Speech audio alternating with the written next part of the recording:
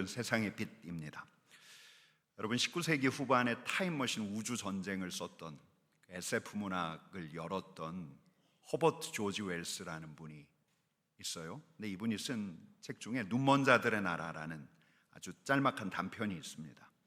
주인공이 누네스라는 분인데 이 사람이 이제 만년설이 덮인 그 산에서 미끄러졌다가 협곡 아래 사방이 막혀 있는 꽉 막힌 세계로 들어갑니다.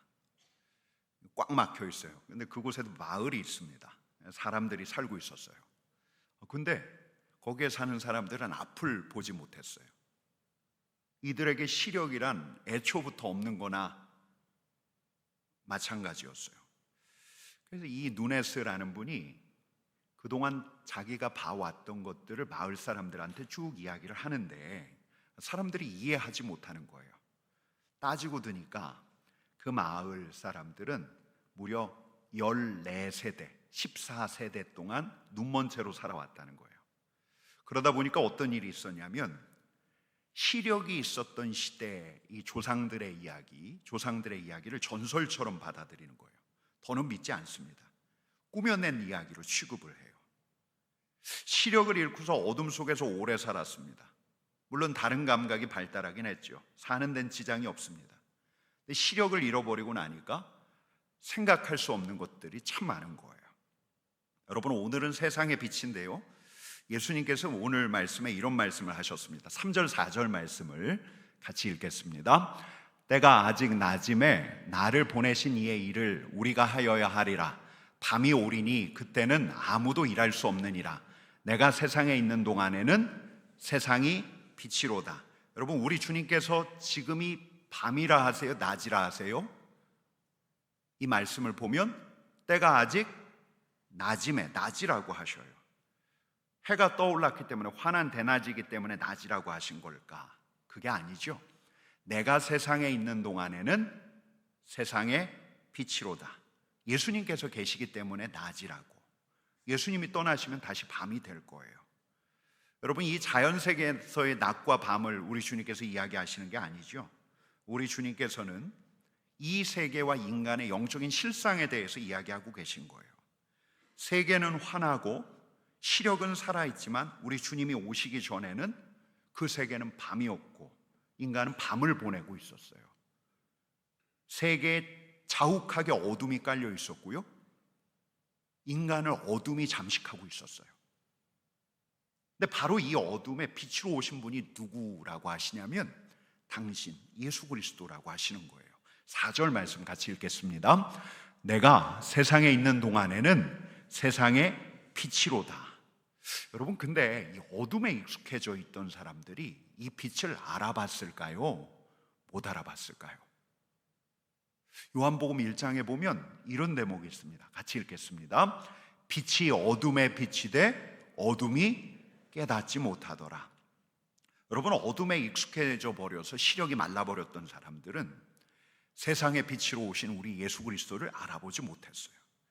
여러분, 우리가 요즘 복음서를 읽어가면서 확인하는 게 뭐냐면 매일매일 성전에 들어가서 하나님의 말씀, 율법을 연구하던 대제사장 서기관들, 아주 종교적인 열심을 가지고 있었던 바리새인들도, 그 빛이신 우리 하나님을 섬긴다고 했던 이런 이들도 빛으로 오신 분을 알아보지 못하는 거예요. 여러분, 그만큼 어둠의 힘이 무시무시했던 거예요. 여러분, 근데 예수님과 함께하면서 시력을 되찾은 이들이 있어요. 어떤 이들은 예수님 곁에 머물다가, 근데 또 어떤 이들은 우리 예수님께서 직접 찾아오셔서 그들의 눈을 뜨게 하셨어요. 시력을 되찾게 하셨어요. 여러분, 세상에 비치신 우리 주님과 함께하면서 어둠 속에서는 보지 못했던 진짜 세계를 보기 시작한 거예요. 여러분, 그러니까 거기에 그냥 늘 있었어요. 늘 벌어지고 있었는데 그걸 달리 보기 시작한 거예요. 세상에 비치신 예수님과 함께 하다 보니까 안 보이던 게 보여요. 아니, 보여야 할 것들이 보이기 시작했어요.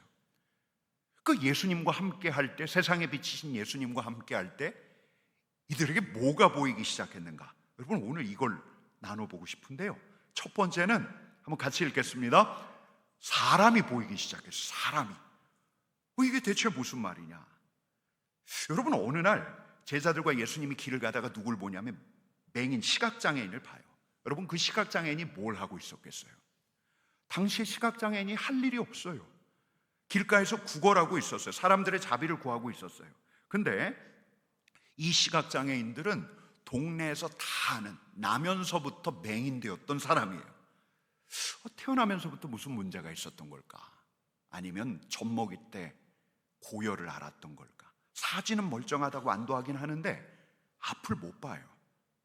여러분, 근데 당대에는 이런 이들을 이해하는 방식이 있어요. 여러분, 이걸 오늘은 어둠의 해석학이라고 불러볼게요.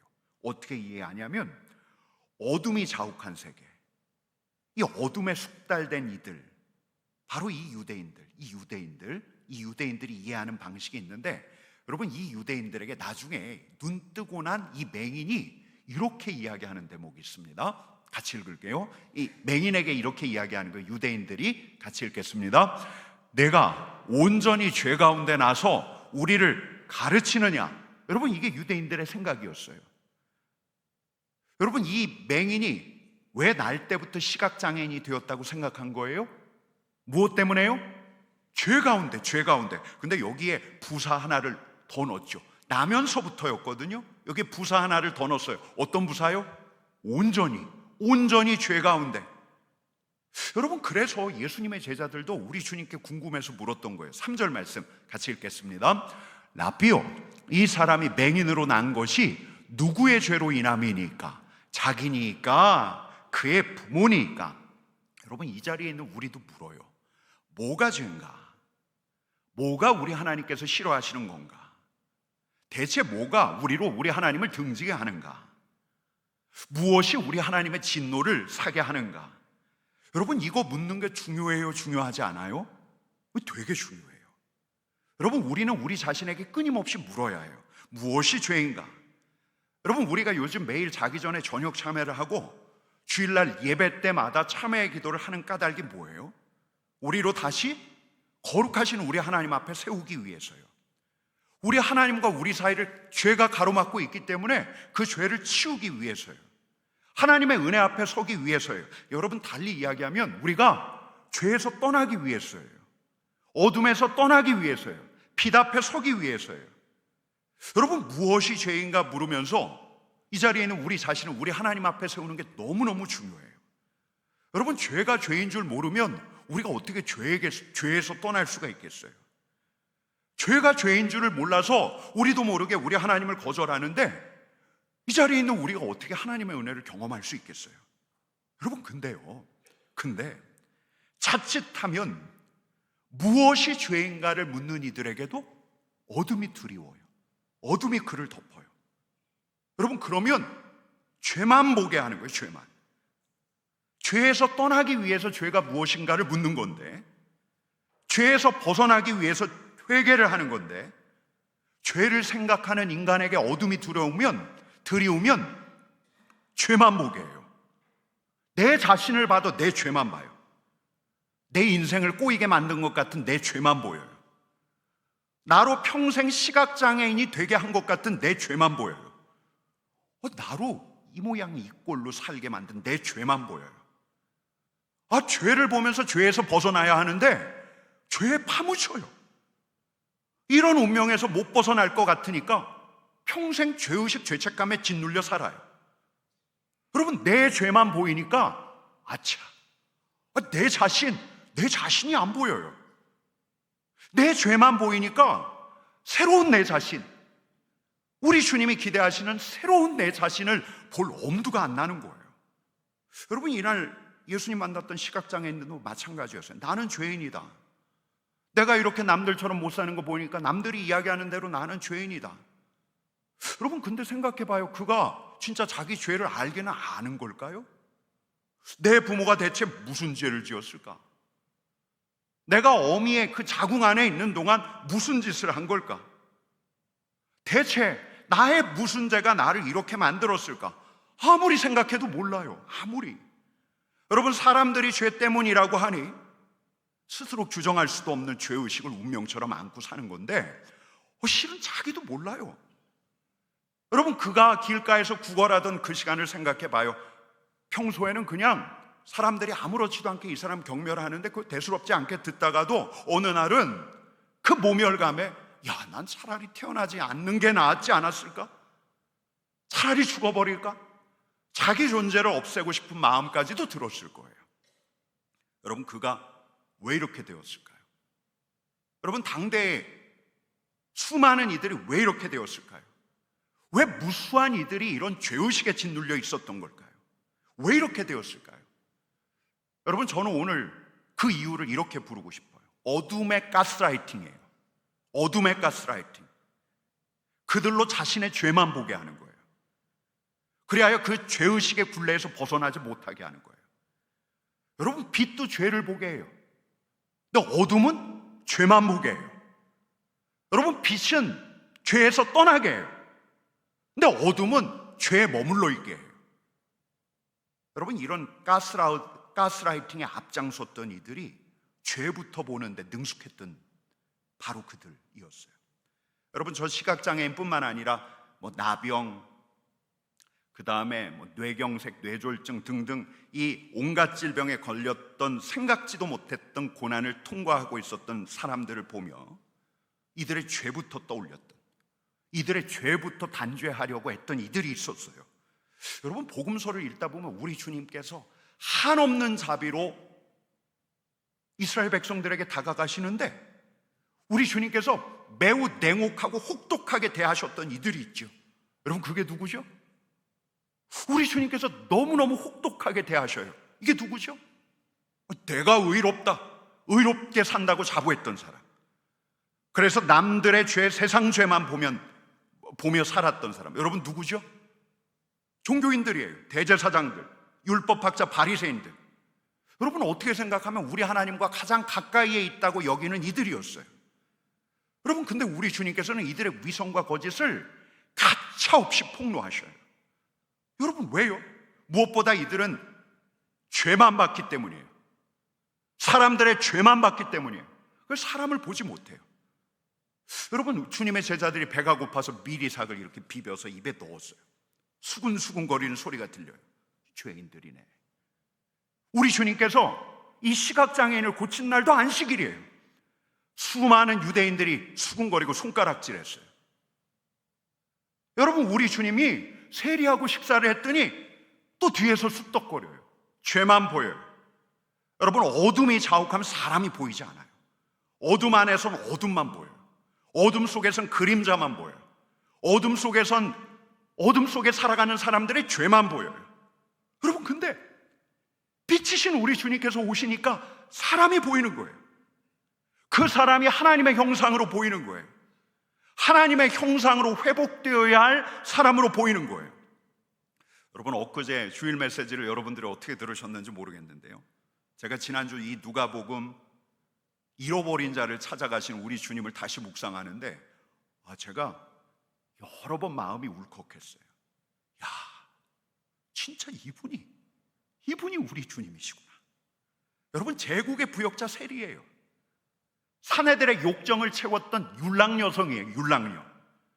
근데 이들을 한 존재로, 귀한 존재로 하나님의 사랑을 받아야 할 하나님의 형상으로 보시면서 이들을 품에 안으시는 분, 이분이 우리 주님이세요. 잃어버린 이들을 찾아 나서신 분이 우리 주님이셨어요. 여러분, 어둠이 깃든 세계에서 세상에 비치신 우리 주님께서는 죄인들을 찾아가셔서 죄인들에게 죄사함을 선포하셨어요. 그리고 그들을 감히 하나님의 자녀, 엄두도 못 냈던 그들을 하나님의 자녀로 돌리셨어요. 여러분, 그러고 났더니 사람이 보여요. 사람이 보여요. 하나님의 형상이 보여요.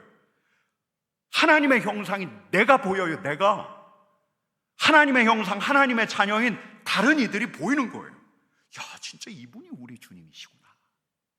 잃어버린 자를 찾아서 그들을 품에 안으신 이분이 바로 우리 주님이시구나. 여러분, 제가 그 말씀 묵상하면서 야, 내가 이분께 무지하게 사랑을 받고 있구나. 여러분, 진짜 우리 주님께서 저와 여러분들을 얼마나 귀하게 생각하시는지 우리의 마음을 아시는 분이세요. 우리의 죄를 보시는 분이 아니라 우리를 우리 자신으로 보시는 분이세요. 여러분, 죄만 보이던 자가 죄에서 떠날 수 있는 길이 바로 여기에 있어요.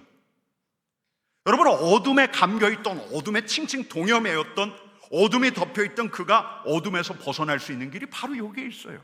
그 길이 뭐예요? 예수님이에요. 사람이 보여요. 이게 첫 번째.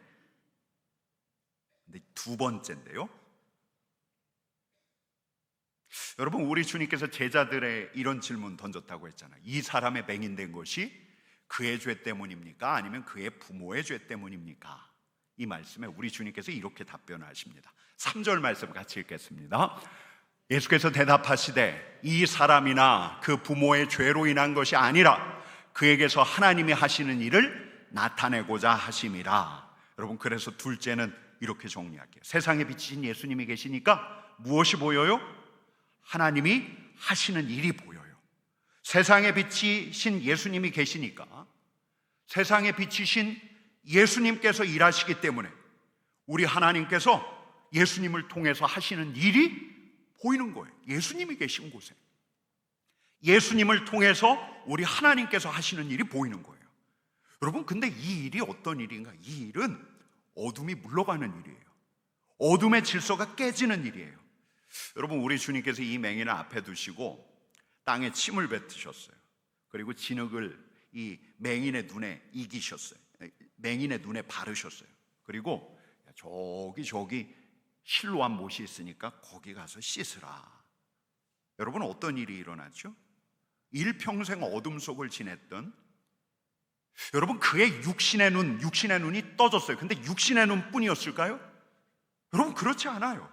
그의 마음, 어둠의 가스라이팅, 그 수없이 평생 받아온 이 가스라이팅 때문에 죄책감, 죄의식에서 자유하지 못했던 그가 여러분 밝아졌어요. 눈뿐만 아니라 그의 영혼 또한 밝아졌어요.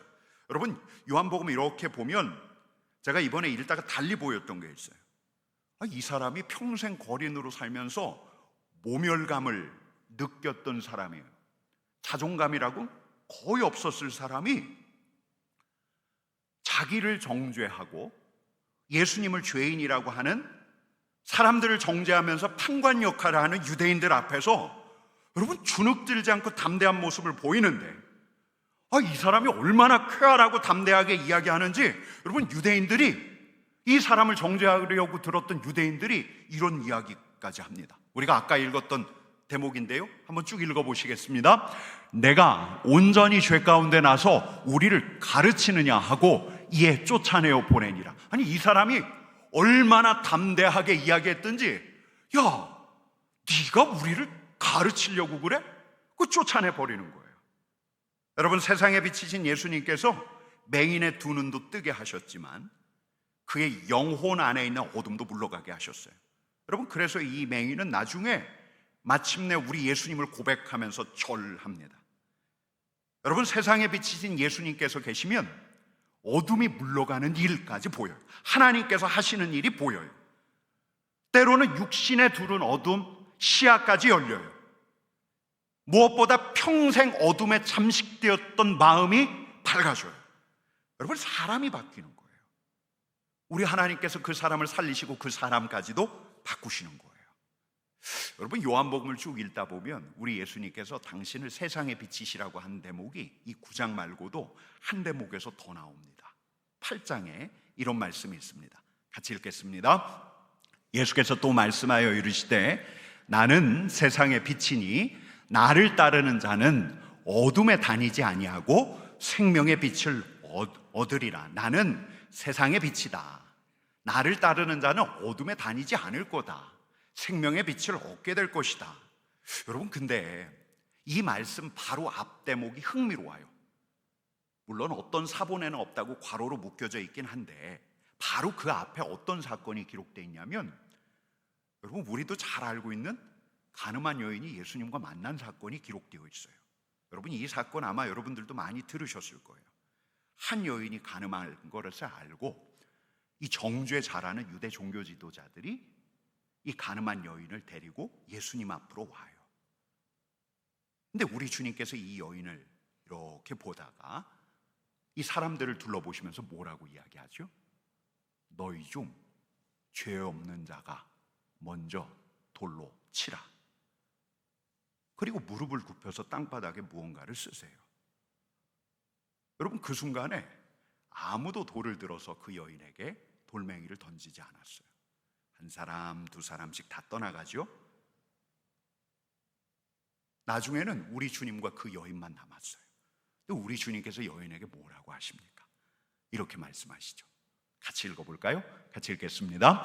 나도 너를 정죄하지 아니하노니 가서 다시는 죄를 범하지 말라. 여러분, 이게 우리 주님의 방식이에요. 세상에 비치신 우리 주님의 방식. 우리 주님께서는 죄만 보면 정죄하려고 했던 사람들처럼 그녀를 정죄하지 않으셨어요. 그러나 누구보다도 죄를 심각하게 보는 분이셨어요.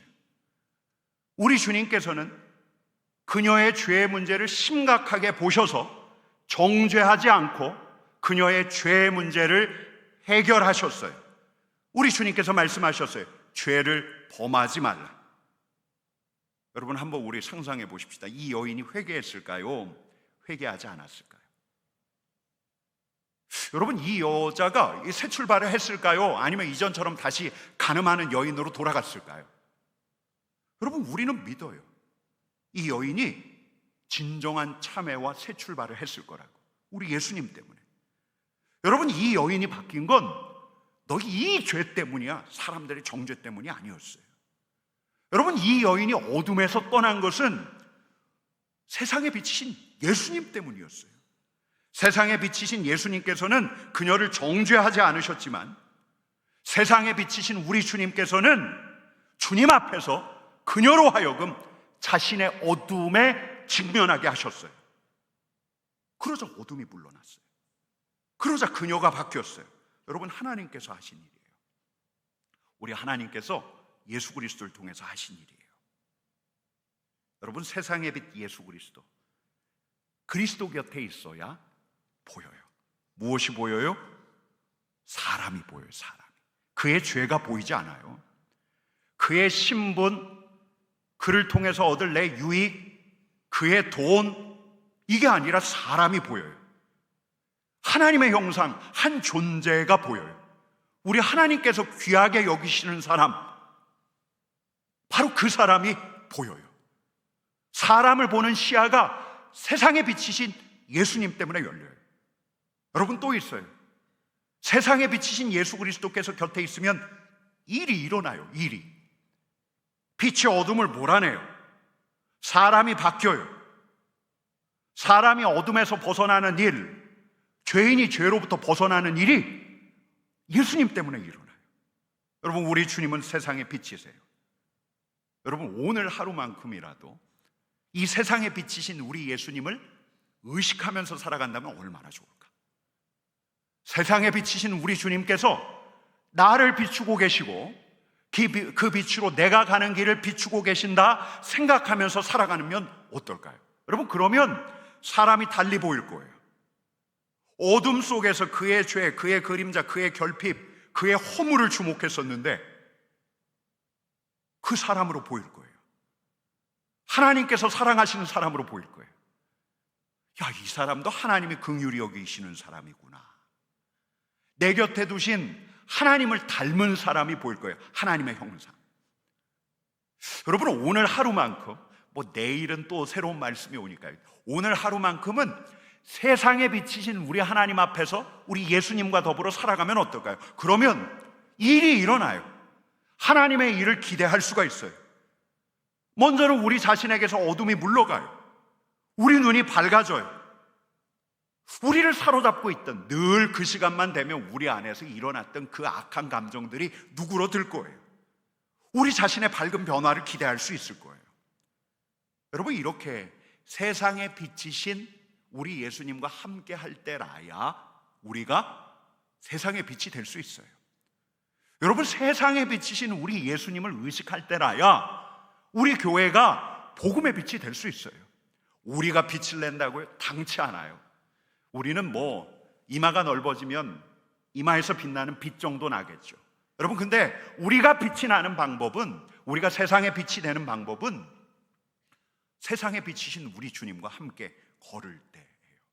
그러면 보여요. 사람이 사람으로 보여요. 사람이 한 존재로 보여요. 사람이 하나님을 닮은 하나님의 형상으로 보여요.